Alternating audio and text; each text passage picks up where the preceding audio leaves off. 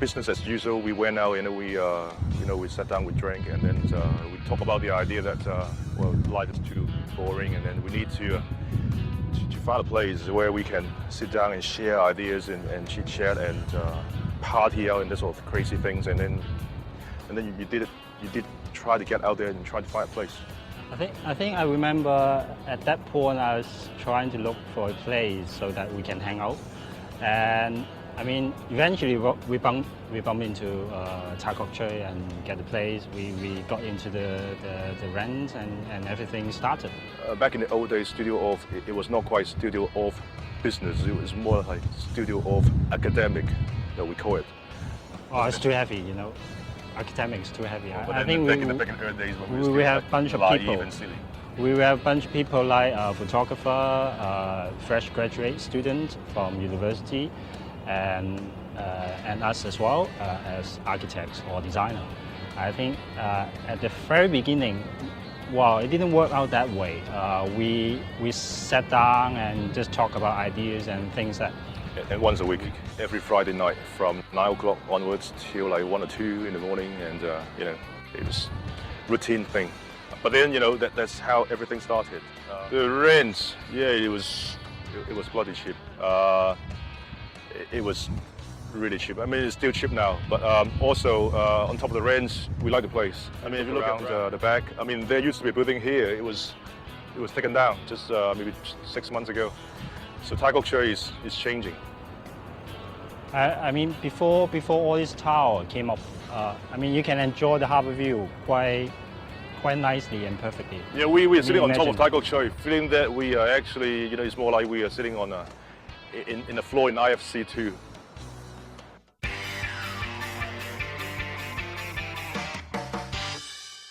This is our first idea about the project. We are basically working with the idea of roughness, and we are trying to apply the roughness as an idea to the exterior building. And this is something difficult, eventually we found out. So we turn out to look for something that is more manageable so that we can make a certain roughness under certain control. So we started with some regular square with grooves in 2 directions. So this is the first trial. Since this is kind of two-dimensioned, we try out another angle for the tile so that we end up with a hexagonal tile, which gives 3 directions to react to the sun. So we are quite surprised when we first look at this prototype. First, if you look at in the frontal, you don't see any changes of shape. But once you turn, it actually dances with the light. And eventually we came to this final product, which we eventually use it on this external wall of our project. And the effect is stunning.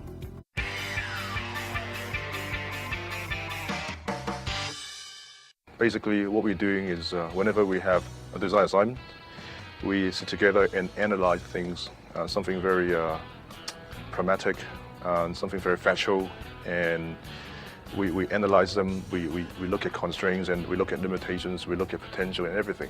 And this, I mean, maybe to many people you don't call it very creative in its own right, but that is what we call the introduction to the next part, which we think is the magic moment where we can generate ideas. But to us, anything can be inspiration though. Let's say, well, my boss. Hello. Yeah, well, that's how it goes. But then sometimes, I mean, in a design process, it could go like, I mean, we were having a whole day of designing or discussion, and we just don't get anywhere. But then all in a sudden, when we decide to sit down in a pub or restaurant or something, then we at the end of the day, we generate ideas out of nothing.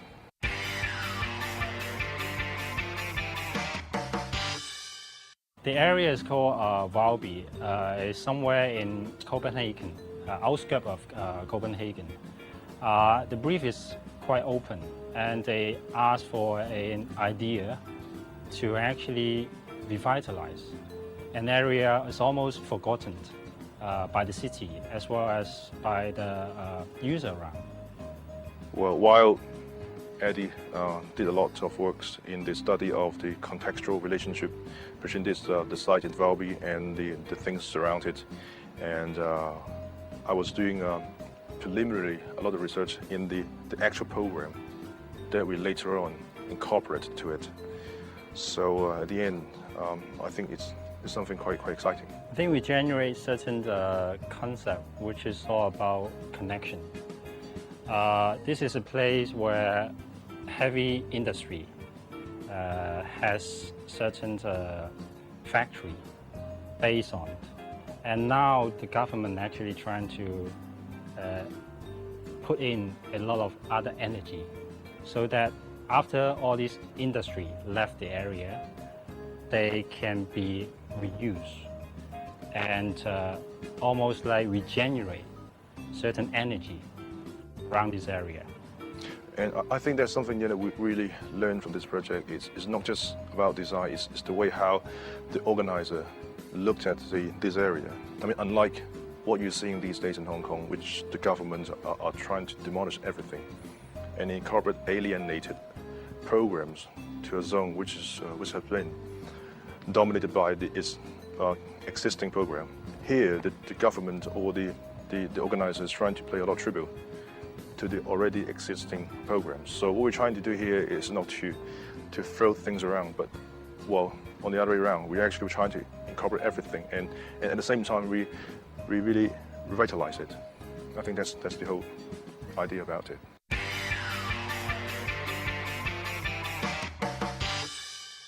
The population here you're talking about, yeah? This is not something constant, depending on which part of the day you're talking about and which day in the month you're talking about. Oh, we're going to have more people in the summer.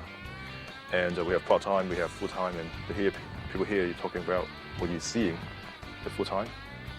And it wouldn't have been anything more than 10. I'm not trying to be very ambiguous, but that's how our studio is all about when it comes to manpower. Our work hours is extremely work dependent. Sometimes we work few hours a day and we get off from work. Sometimes we work many hours continuously.